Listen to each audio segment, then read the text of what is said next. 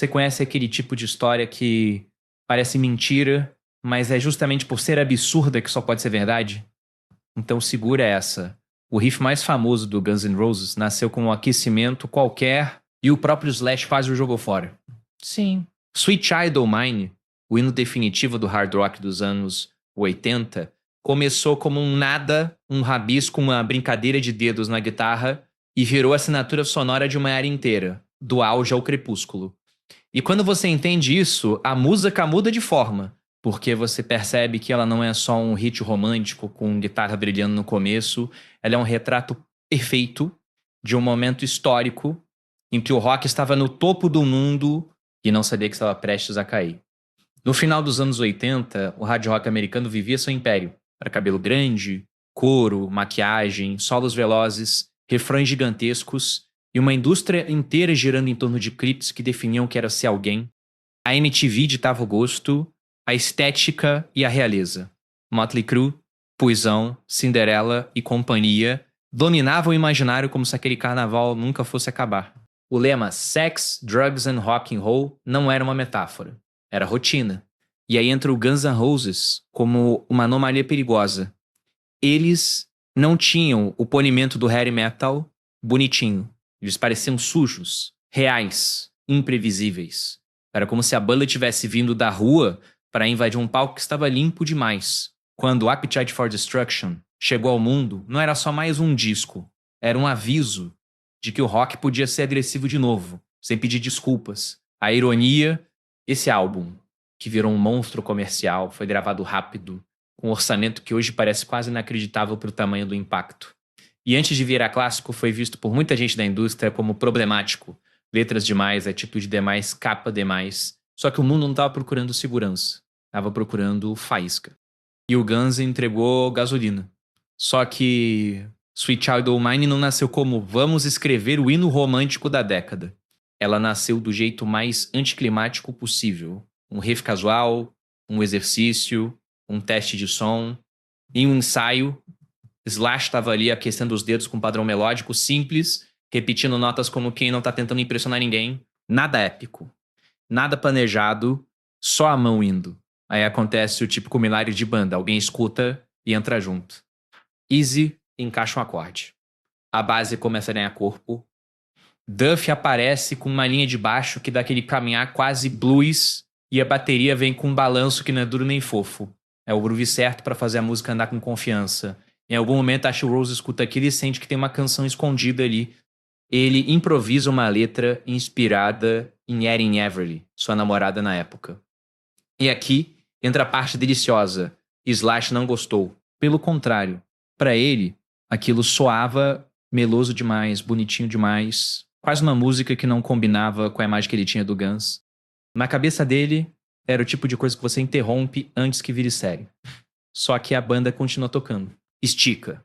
Repete. Vai embora por longos minutos.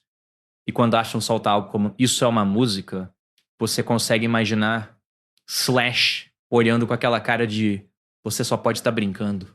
Porque é assim que muitas obras-primas nascem. Alguém leva a sério o que o outro quase descartou. O resultado final é um daqueles paradoxos que só a música permite. O riff parece complexo para quem ouve pela primeira vez, mas ele é simples no DNA. E essa simplicidade era quase uma afronta no auge dos anos 80, quando o padrão era provar virtuosismo a cada compasso. Sweet Child mostrou o oposto. Às vezes, 4 notas bem colocadas valem mais do que 100 notas tentando provar alguma coisa. E aí entra o segundo ingrediente do destino, a MTV. Quando a música saiu como single, a máquina do videoclipe já era uma religião pop. Depois do impacto de Thriller, o mundo aprendeu que imagem não era mais acessório, era evento. E o Guns entendeu o jogo. O clipe de Sweet Child O' Mine não precisava ser um curta-metragem com monstros e orçamento absurdo. Ele precisava capturar atitude, carisma e aura. Um galpão escuro, luzes cortando o ar, a banda tocando como se estivesse em transe, Acho com aquela presença teatral entre o caos e a sedução, e Slash virando silhueta com cartola como se fosse uma lenda ambulante. E pronto. A música não só tocou, ela ocupou espaço. Ela virou rotação pesada, virou repetição, virou memória coletiva. Da noite pro dia, Sweet Child O' Mind virou aquele tipo de som que as pessoas reconhecem em 2 segundos. O início já é um anúncio. Vem aí. E quando o refrão entra, é como se o rock dos anos 80 se resumisse a uma sensação só. Grande, brilhante, vivo, impossível de ignorar. O mais simbólico é que essa música, tão luminosa e romântica, estourou bem no pico do excesso.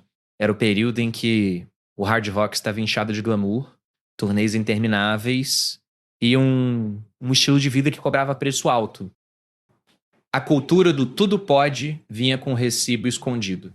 Brigas, vícios, autossabotagem, colapsos. O Guns era a encarnação disso. Genialidade e caos, andando de mãos dadas. E aí vem a camada histórica que transforma Sweet Child em algo quase profético. Porque enquanto essa música subia ao topo, o chão já tremia em outro lugar.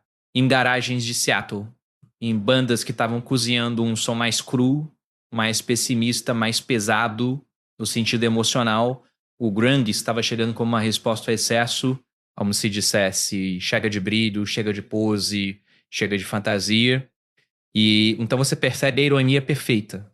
A faixa mais otimista do Guns, a mais amor verdadeiro, acabou virando a última grande fotografia do rock de arena antes do colapso cultural. Quando a Show canta Where Do We Go Now, parece só drama de música. Mas historicamente, soa como pergunta de gênero musical. Para onde o rock iria depois disso? A resposta veio rápido.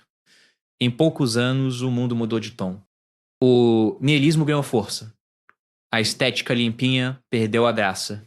O rock deixou de ser o dono do trono.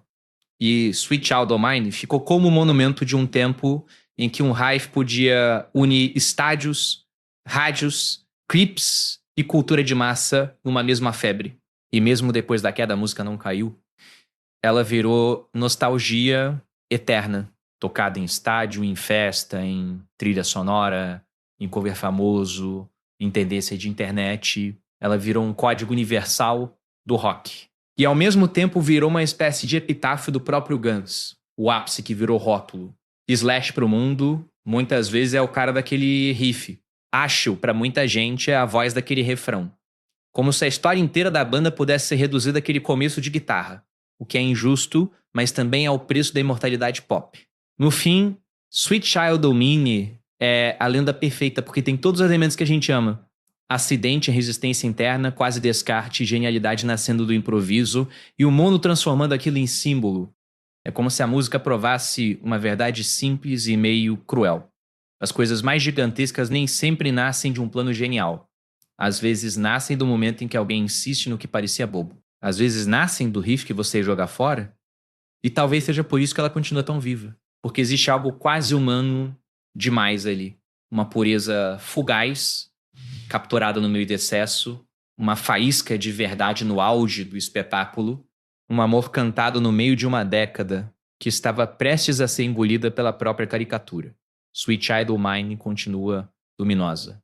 A era não. Se você curtir essa história, deixa o like, se inscreve no canal e comenta aqui embaixo qual você acha que é o riff mais irresistível da história do rock. E quando acabar, clica no próximo vídeo recomendado aqui do canal, porque tem mais músicas que nasceram como nada e viraram o som de uma geração inteira.